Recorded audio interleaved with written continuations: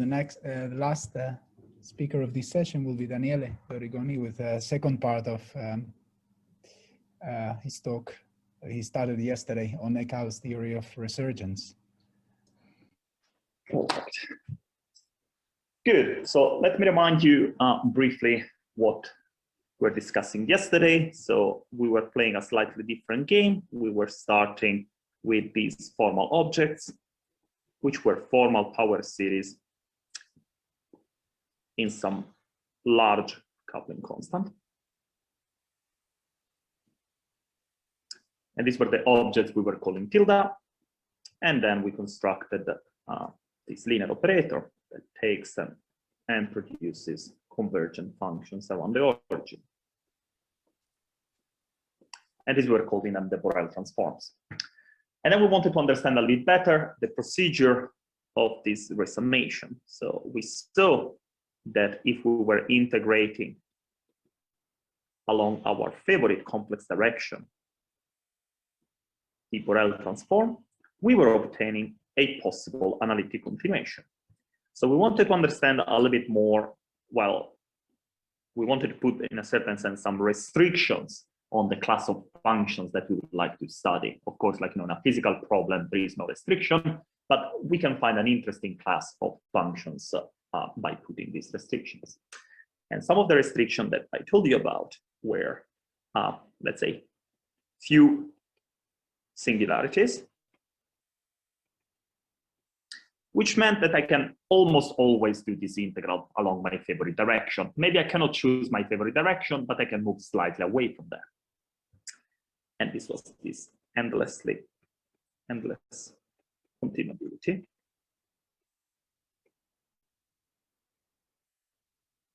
And then I also wanted to put some condition, which is not really super important, but it was just to simplify the story, on simple type of singularities.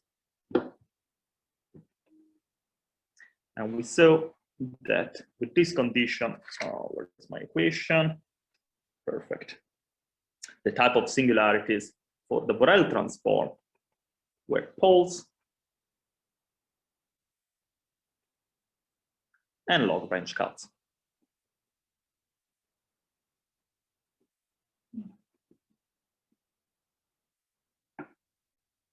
Plus some regular part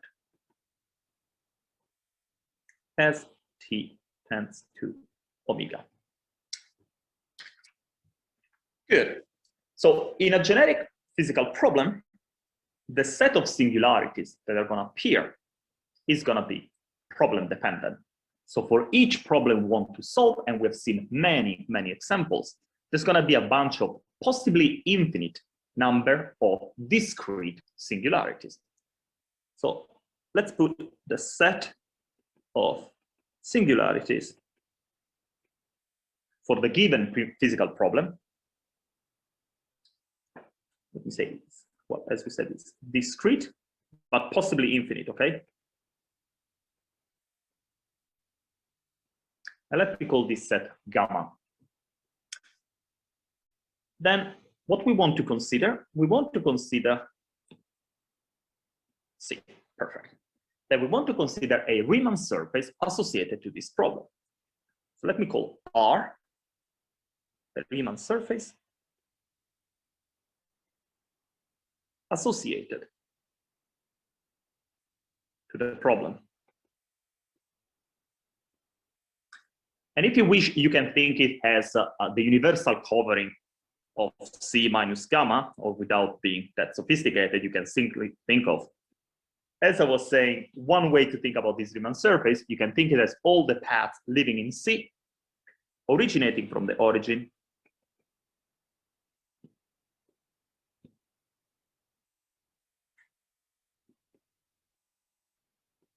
and avoiding the set of singularities gamma. So let me define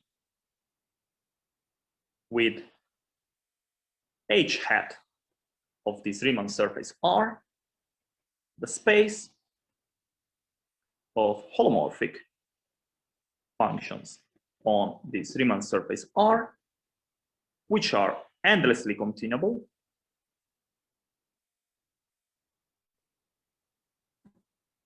and with singularities on gamma. We would like this to be restricted to being simple singularities, but for the moment, let me just assume that they have singularities on gamma. And this is called the convolutive model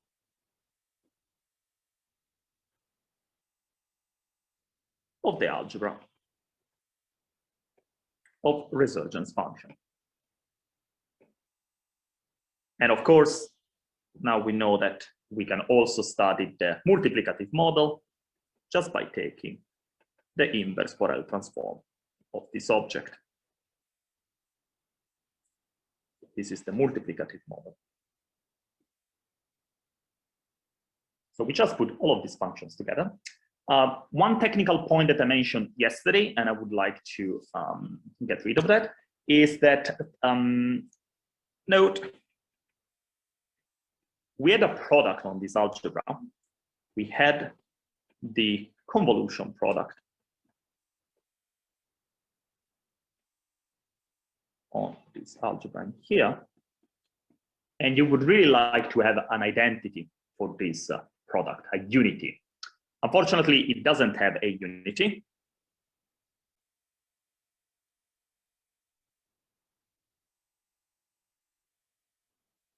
So you just add it by hand.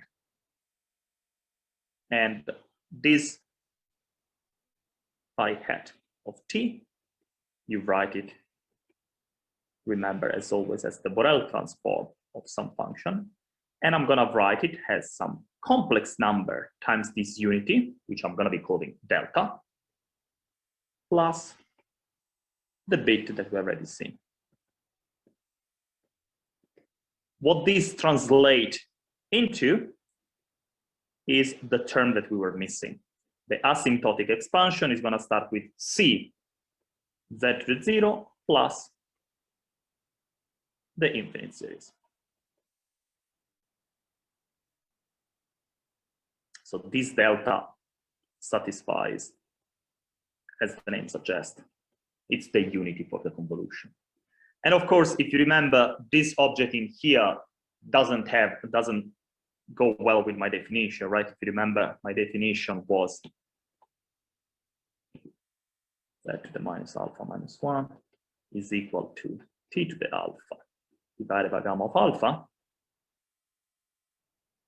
And in here, alpha plus 1. Okay. And this guy in here would correspond to alpha equal to minus 1, which of course produces a gamma of 0.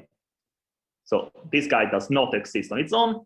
So we just give it a name. We say that under Borel transform, it goes into this convolution. So at this point, we can extend it. We can extend the convolution product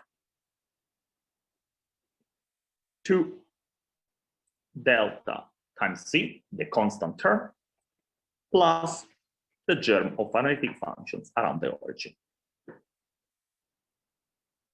So the reason why it's useful to introduce this object is because now we can give the following definition for a simple singularity. Let me remind you that the object was this one, a simple singularity. We have a pole plus the minor plus regular terms. Let me not even write them. Then at this point, we can define the singular part at omega of phi as the residue times the convolution delta plus the minor. This object in here belongs to this extended algebra. Delta times a complex number, the residue, plus a germ of analytic functions at the origin, the minor. So we can give at this point a definition of what a simple resurgent function is. A simple resurgent function, we call it psi, of the form C delta plus, how did I call it?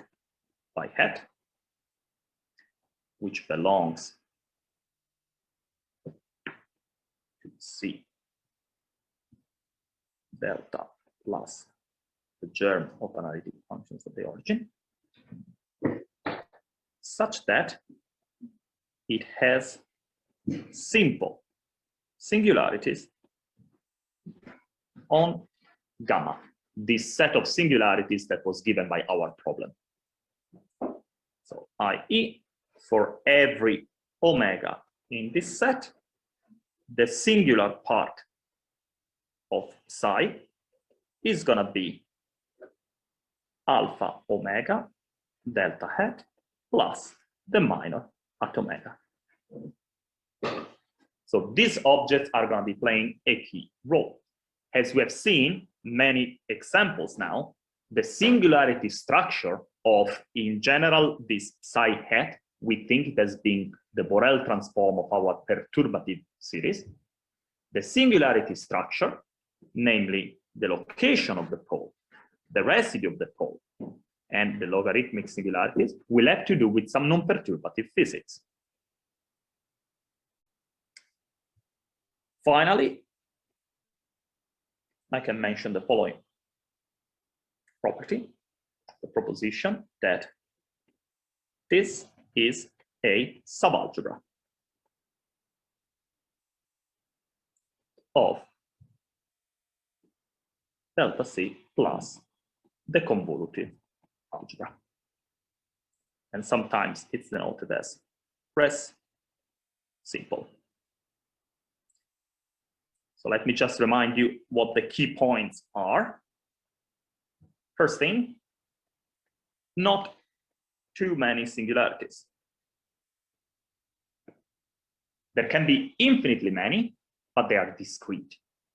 There is no natural boundary of analyticity. Secondly, the singular behavior,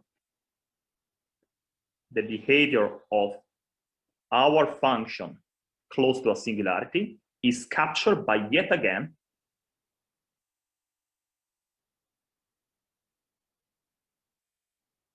another simple resurgent function.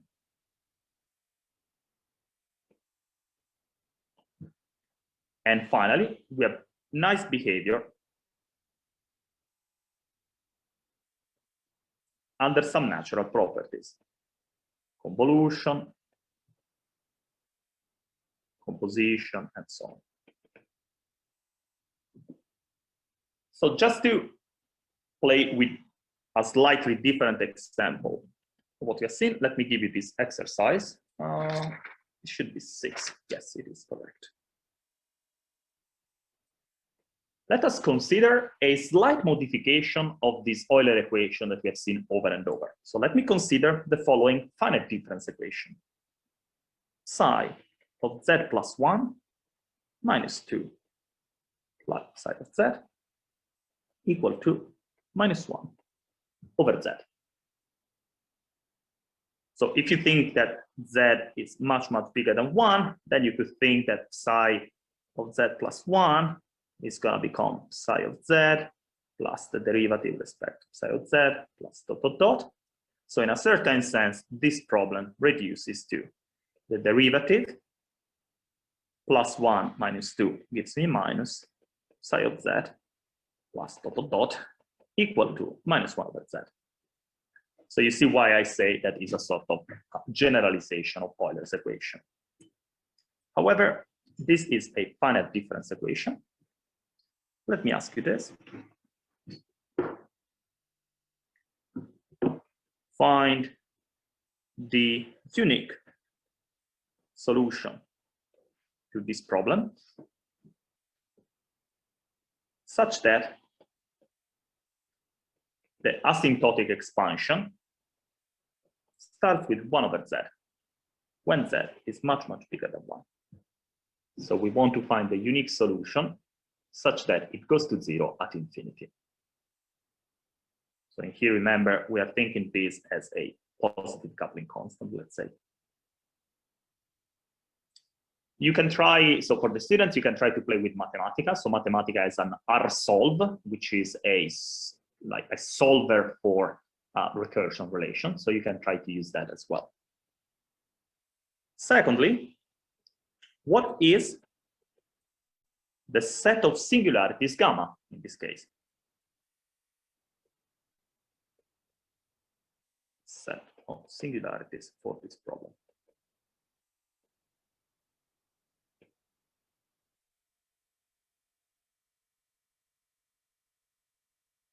And finally, what is the most general solution to the homogeneous problem?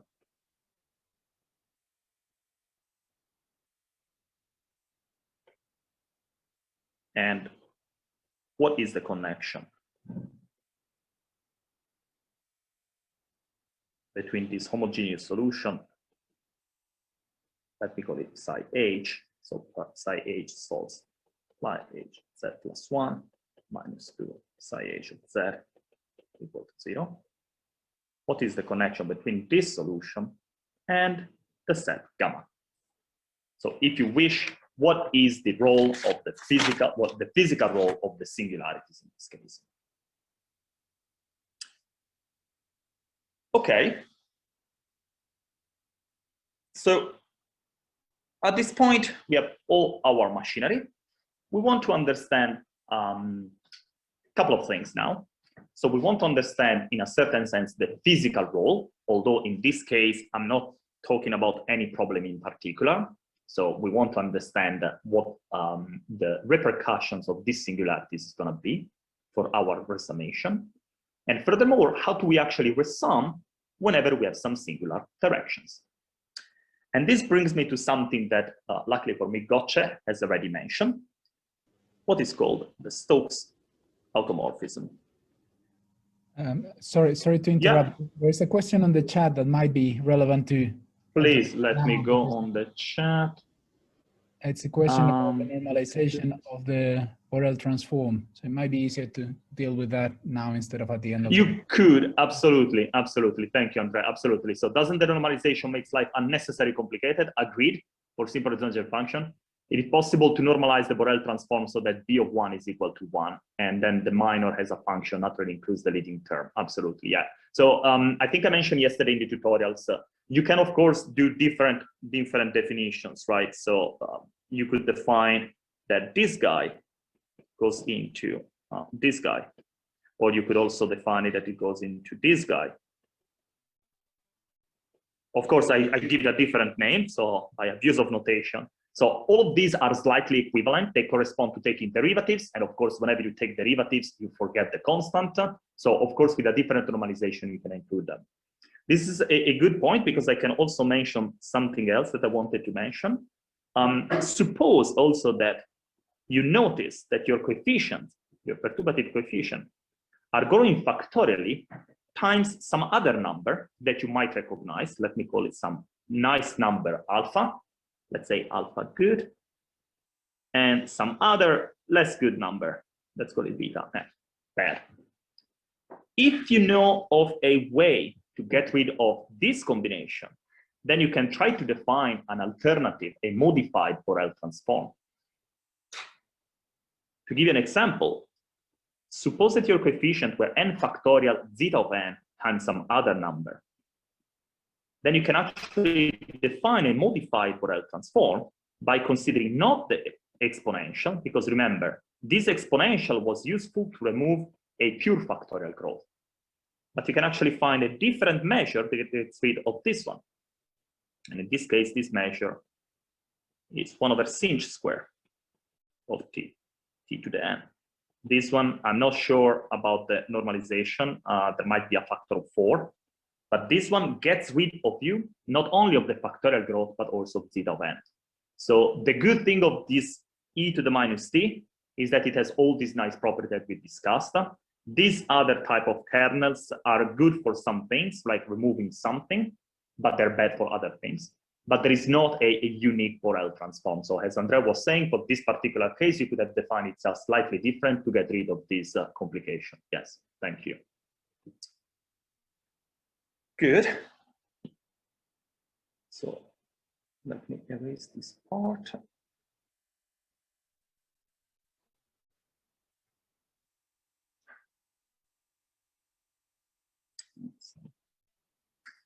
Good. Yes, as I was saying, we want to study a little bit more the continuation properties across singular directions. And this is going to bring us to the Stokes automorphism and the alien derivative.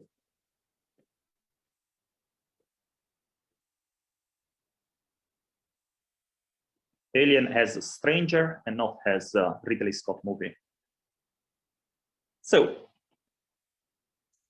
we start again with our formal power series, which can contain a constant or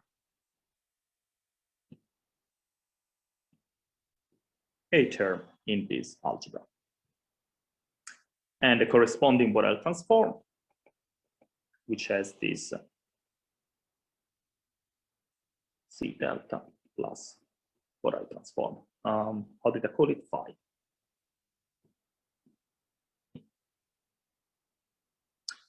So we have defined this directional Borel summation to be the constant plus the integral between 0 and infinity, e to the minus z t phi hat of t dg. So to go back to Andre's question, you could have taken this c, put it in the integral, fiddle around with various powers of z and t, and got a different version. I see a dot, so, oh, perfect. Good. So at this point, what if we have a singularity, so an omega in gamma, such that the argument of omega is exactly this direction that I forgot to put in here, the e to the I theta? Well, we can, as I was saying before, since we don't have an accumulation of singularities, we can slightly deform. So we can do what is called a lateral Borel summation.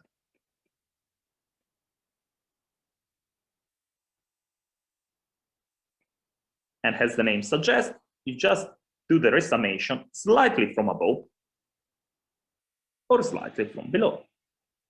So let's say this is my singular direction, theta. Here is omega. I have a branch cut from here, and I'm going to be integrating along this direction or along this direction. So we can do s of theta plus minus has the limit for epsilon positive going to 0 of s of theta plus or minus epsilon.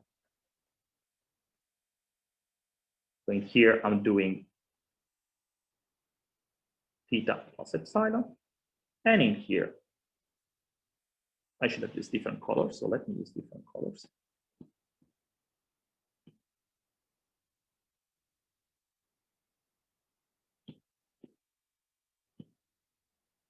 This is theta plus epsilon. And below, I'm doing theta minus epsilon. Good. So an example of this one is the usual factorial, purely factorial growth without any alternation in sign. This is a solution to the slightly deformed problem, phi prime plus phi equal to 1 over z. And the Borel transform is 1 divided by 1 minus t. So you see, as a physicist, if you think of this z as a positive coupling constant, you are hit directly in the face because the integral you wanted to do, which was the integral along the 0 direction, is not defined. Of course, in this case, you would know perfectly well what to do. This integral, you would have just done some principal values prescription. And in many cases, this gives you the correct answer. This, in many cases, is related to the medial resummation. But for the moment, let us not go there. If you take this integral is ill-defined because you have a pole on the contour of integration. However, you can just do plus epsilon, so let me just call it S plus.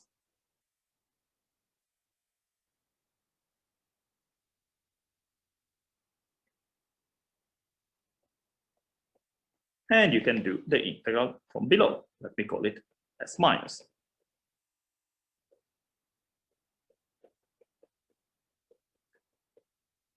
And remember what we were saying last time, that whenever you were changing the argument of your integration and you didn't have any singularities in that sector, you were giving an analytic continuation.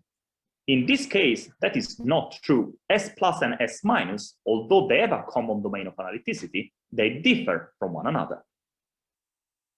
S plus minus S minus.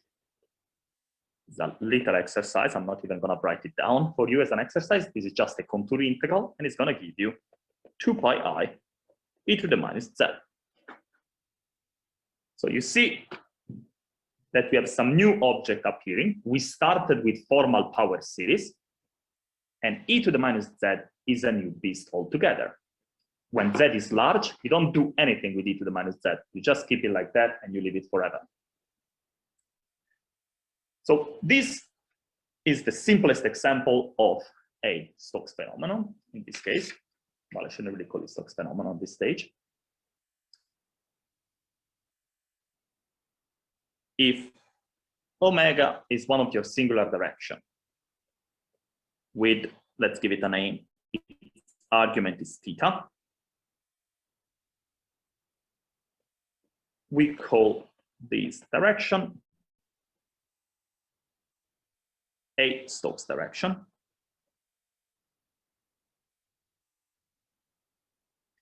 And I can give you the following definition. You can compute the difference between the resummation of the two sides.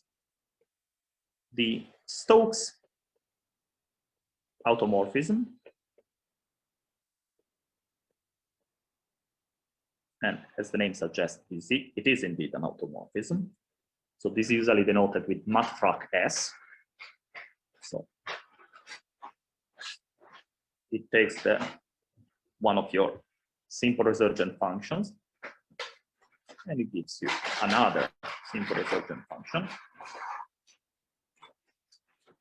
And it's defined in the following way. The resummation from the plus, it's almost equal to the resummation from the minus. However, you need to modify slightly your function. You need to compose it with this Stokes automorphism. Another way to write it is that you can integrate from below. The only thing they need to do, you need to take the identity, but also subtract the discontinuity in this direction. So if you wish, we can say that the difference in the two resummations is given by the integral from below composed with the discontinuity across this direction in here.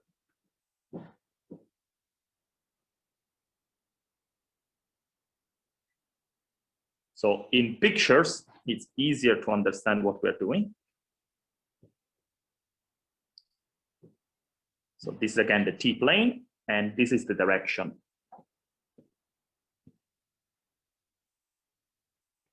theta.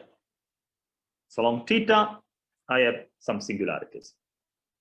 And I want to integrate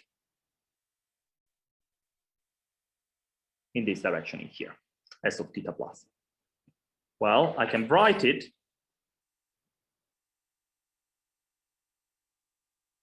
as the integral below the cut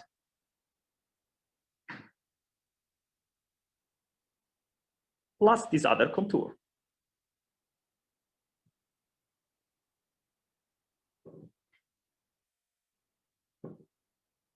So this is S of theta plus, this is S of theta minus. And this other contour is related to the Stokes automorphism. If S of theta plus of phi tilde is equal to S of theta minus of phi tilde, this means that the Stokes automorphism is trivial. is just the identity. So this is called a resurgence constant, and this means that theta is not a singular direction. At this point, you see, this Stokes automorphism connects from above the cut to below the cut. So the way to understand how this Stokes automorphism is related to the alien derivative is in the same sense in which, how do I connect? I want to connect a function, let's say f of x, with f of x plus 1. Well, you know what to do. You need to use the shift operator. The shift operator connects the function to the function of x plus 1. However, the shift operator can be thought as the exponential of the derivative.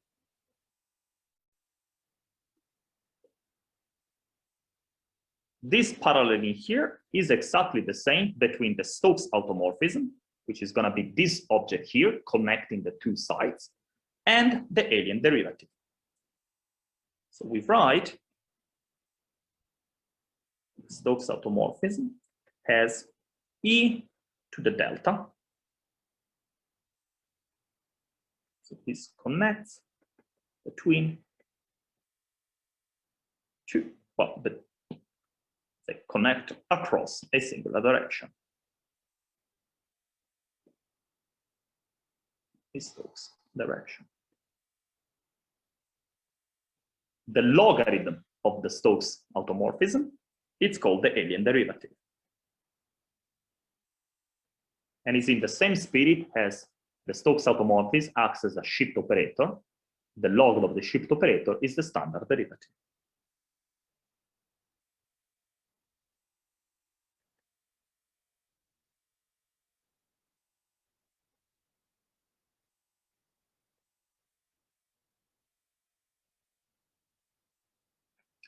I will not give you the most general definition of the alien derivative, just because, first of all, I don't need it, and secondly, because it's easier to give you some examples.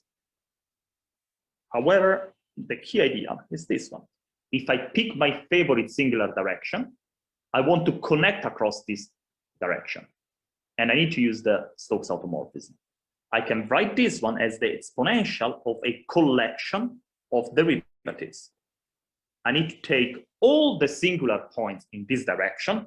So let me say gamma theta is the subset of gamma with singularities in the direction theta.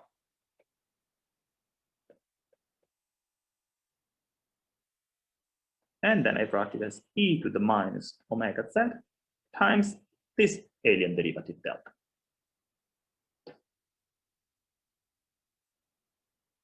So from the Stokes automorphism that we wrote before, it's a little exercise to expand this exponential. So we see that the Stokes automorphism equation that I wrote before can be rewritten in terms of its log in this way. If I integrate from above, it's the same as integrating from below, plus a bunch of other stuff. Sum from 1 to infinity, sum from n1 nk bigger or equal than 1, e to the minus omega 1 plus omega nk z over k factorial. This is just coming from the expansion of the exponential. And then the resummation along the direction minus of all these alien derivatives, which I haven't told you yet what they are.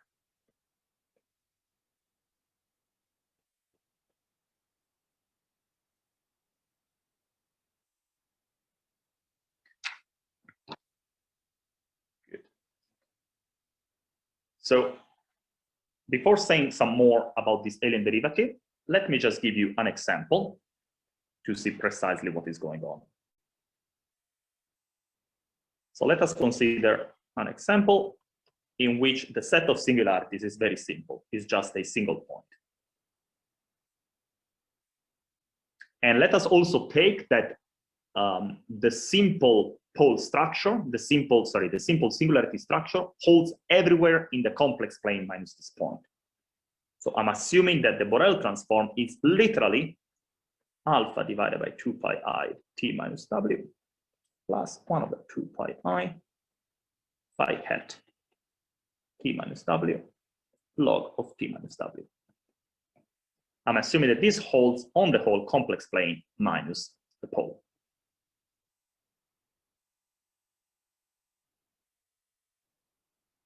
So this is the Borel plane. This is the singular direction. This is omega. And now we want to integrate in these two different directions. So this is a slightly more difficult exercise, but hopefully it should not be really that hard. You can actually do this integral. The pole is simple, the log is slightly less simple. So we want to compute this difference. And I'm claiming that this difference is alpha e to the minus omega z plus e to the minus omega z times the integral between 0 and infinity e to the minus z of t times the minor of t in dt. However, we know already the expression from before. The difference in these resummations should be given by a collection of alien derivatives. But in this case, we only have a single singular point.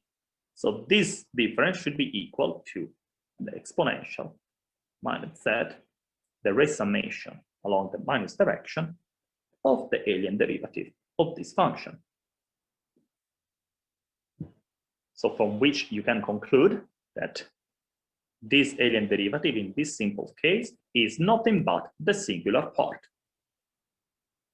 Is alpha plus phi tilde z, or equivalently in the Borel world, alpha delta plus the minor.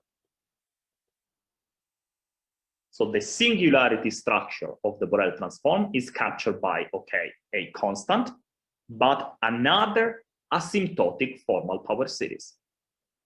And the difference in resummation, as you have seen over and over during this school, is exponentially suppressed, and it carries information about this other singularity. As a slightly more difficult example, or exercise for the students, consider the following formal power series.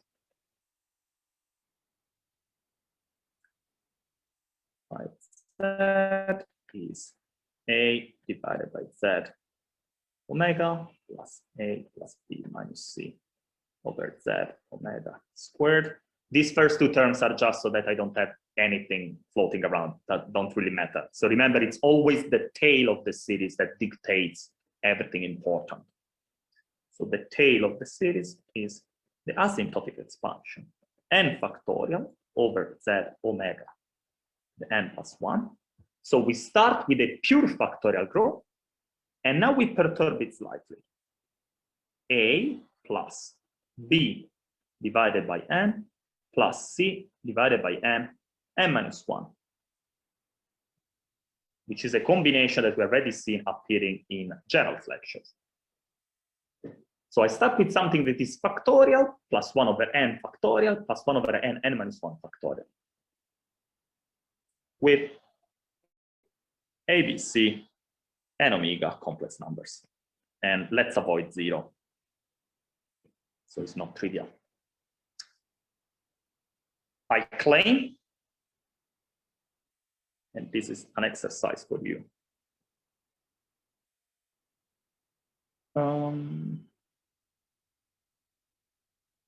What I wrote in my notes is false, so I would, well, I can easily compute this one instead of telling you what it is.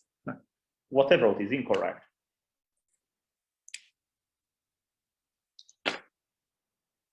Compute this.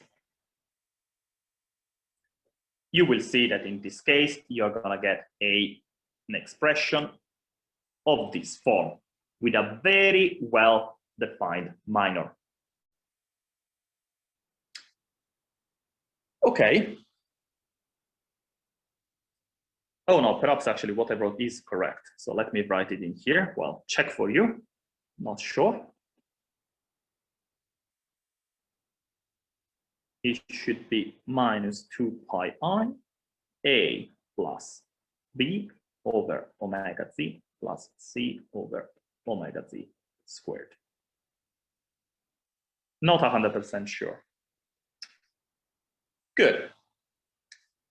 So in this case, the story is simple because you see I'm starting with something that, although is not purely factorial, is not that far from that. It's n factorial, 1 over n, 1 over n minus 1, and so on. But in general, you're not gonna just have a purely factorial growth. So you cannot assume that the simple singularity structures hold everywhere. This is a local statement. Your function is defined on a multi-ramified Riemann surface. So the definition of the alien derivative is more complicated. So I would suggest you to go through David Sozin lectures, which are really nice and very thorough. So over there is the proper definition. So the idea is that when you want to reach a singular point in a certain direction, you kind of average over all the paths reaching that point and passing through a bunch of singularities. However, I don't want to give you the actual definition because we're not going to use it. We're going to do something else later on. But just to conclude, well, yes, today's lecture, let me give you some properties of this object. And we're going to be using it tomorrow. So, as the name suggests, it's called an alien derivative. It is a derivative. It is a derivation with respect to the appropriate product. So it is a derivation in the sense that if you take the convolution of two guys, it distributes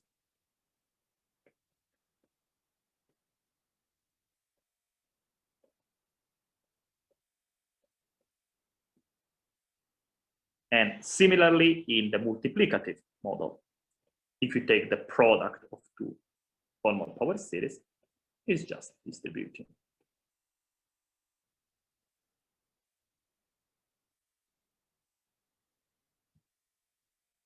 Secondly, it does not quite commute with the derivative with respect to z. If you take the derivative with respect to z of your favorite formal power series, Gevrey 1, blah, blah, blah, and you compute the alien derivative, this is equal to the derivative of the alien derivative minus omega. So you have this new extra term. So if you wish, the commutator between these two is given by this object. And this is another exercise that you can check concretely. Exercise number 10. Check this last property for exercise 9. So I gave you a very simple formal power series in here.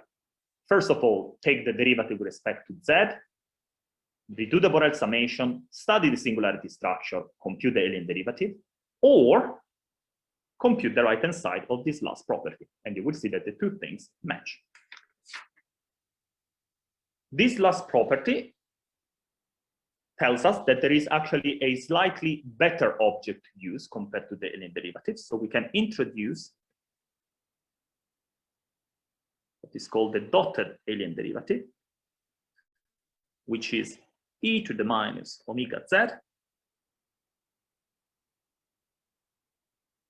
delta of omega.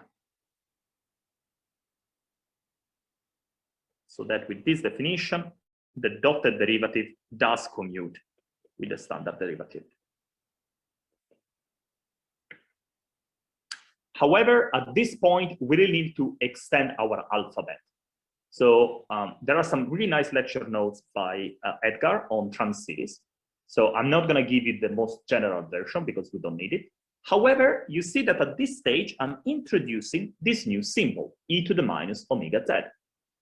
This object does not exist as a formal power series. It's something else. You cannot expand this object when z goes to infinity. So this means that we need to introduce a new object in our formal power series. So if you wish, we can introduce a certain grading on this formal power series. So e to the minus omega z, new symbol. So we want to extend, we can extend our resurgent functions or formal power series by considering these resurgent functions as asymptotic formal power series, but graded with these exponential suppressions.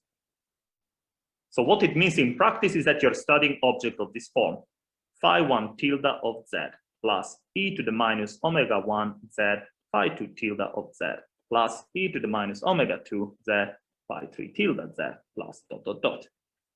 And these are objects that we have seen over and over and over during this school. So this is an example of what is called a transseries. Is not the most general transseries possible. As Gotche already mentioned today, for example, the easiest thing that you can see here is that we don't have any log.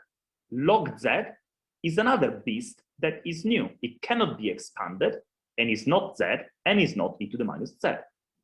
So in quantum mechanics, you can get away with log z or log h bar, and e to the minus 1 over h bar. However, these are what are called height 1, so you don't consider e to the z, and depth 1. You don't consider log of log of log of log. But for what I'm going to be saying next, this is going to be enough. So at this point, what we want to study are objects of this form in here. And I can say I have a little bit more time, so let me say a few more words before we stop. It's probably a good stage to stop before introducing the bridge equation. So at this point, let me note the following. The full knowledge of a resurgent function comes when we know all the alien derivatives. Comes from knowing all its alien derivatives.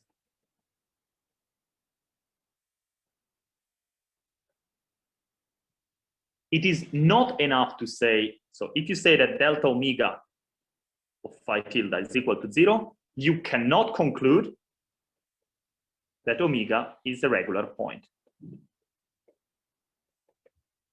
You need to know all the alien derivatives. And this is a good final exercise before I stop. So let me consider two guys that we studied yesterday. 1 over t1 minus 1 by 2 of t 1 over t minus omega 2. And let me assume that omega 1 is different from omega 2. So these are two very simple examples of, I think you can still hear me, but my headphones died. This is a very simple example of two simple resurgent functions. They are just poles, which means pure factorial growth. Yesterday, few of us have computed this object in here, which had a new pole at omega 1 plus omega 2 and log singularities. So at this point, the first part of the exercise, that should be fairly simple from the definition I gave you above. Compute the alien derivative of phi 1, and you're going to find 2 pi I delta. And then compute delta over 2 phi 2, and you're going to find 2 pi I delta. Delta omega phi 1 is equal to delta omega well, let me write them separately, is equal to 0 for every omega different from omega 1. Phi 1 is regular for all the points except omega 1. Delta omega phi 2 is equal to 0 for all the points different from omega 2. At this point,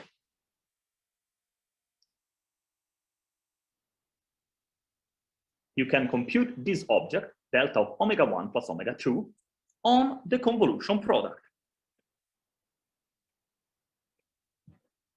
The first thing that I want you to use are the properties of the convolution and the delta to show that this object must vanish. However, we know already from yesterday that omega 1 plus omega 2 is not a irregular point. So from here, you would be wrong in deducing that omega 1 plus omega 2 is regular for the convolution. How would you see it? Final part of the exercise. Compute delta omega 1, delta omega 2 of the convolution. And you will see that this object is equal to something which is not 0.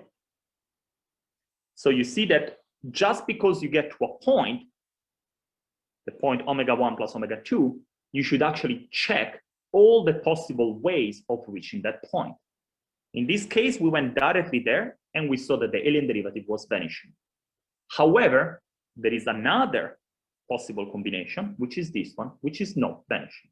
We know that this is not a regular point. We computed yesterday this convolution, and we knew that there was a simple pole there. Good. So at this point, the next thing that we want to use is use this machinery to actually see how to implement a trans-series expansion of some prototypical differential equation. And we're going to find a way to connect the standard calculus, really differential equations, with this alien calculus. And this goes via what is called the bridge equation, that draws a bridge between alien and standard calculus. But all of this is going to happen tomorrow. Good. Okay. Thank you very much for this second lecture. Are there any questions, comments? Something, see a comment on the chat. There's a comment from Ovidio Costa. Thank you. Yes, short comment, but maybe it was clear. This is not a discontinuity of the resum function. Thank you so much, but a discontinuity of the resummation and not an end of the trans series. Thank you so much. Absolutely. Yeah. Yes. Yes.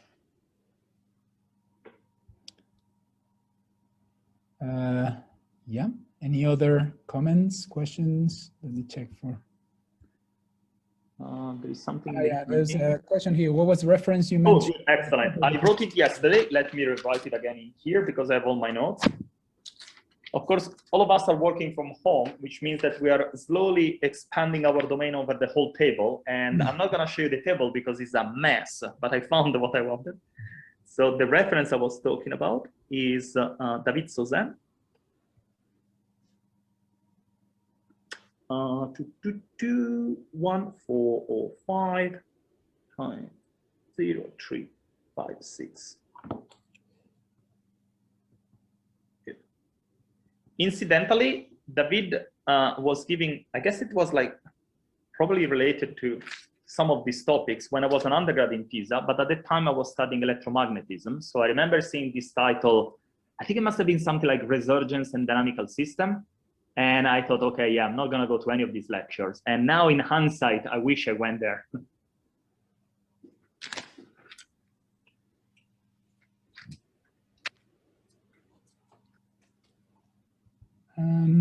So are there any other questions or comments? Too bad from David. Yes. He says.